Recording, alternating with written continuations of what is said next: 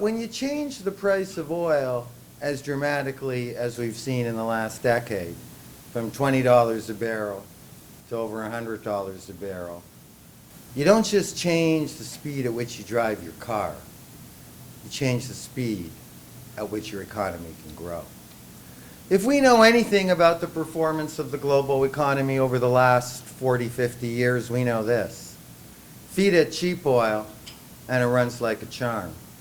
But shock it with expensive crude and the engine of growth literally seizes up overnight.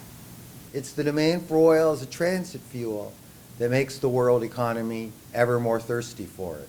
In a world of triple-digit oil prices, distance costs money. Transport costs are no longer incidental.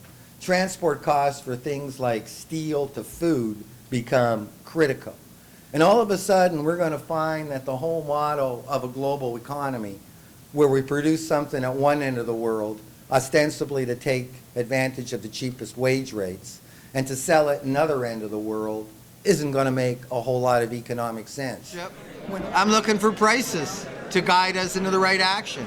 I don't think, for example, we have to raise fuel efficiency standards in cars.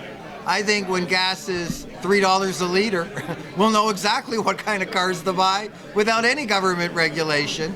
I think triple-digit oil prices is actually our friend because it's going to guide us into making the right economic decisions. I think our economy of the future is going to look a lot more like the economy 20 years ago. Like a lot more jobs in the goods sector, actually making things, manufacturing jobs. And I don't think everybody's going to be working at either an investment bank or Starbucks. I think the service sector will probably be less important to tomorrow's economy than it is to today's economy. That we're going to go back to economic growth rates that we have not experienced in the last 40 to 50 years. And stepping on the gas, printing more money, or running huge budget deficits is not the answer. What is the answer? Well, I think what makes sense in this kind of economy are things like job sharing. That maybe, 4 people take a 20-25% cut in time and save a job. After all, we're not taxed on leisure time.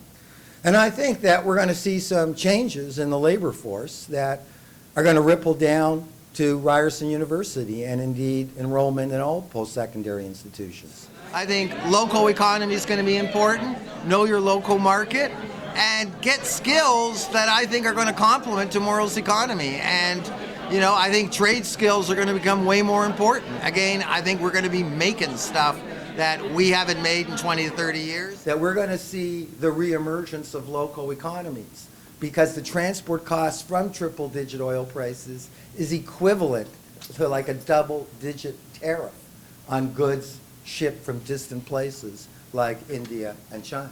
So I think that, sectors that we thought were gone forever are coming back. Because I think the whole notion of global was really predicated on cheap oil and cheap transport costs. And as I say, in a world of triple-digit oil prices, distance costs money.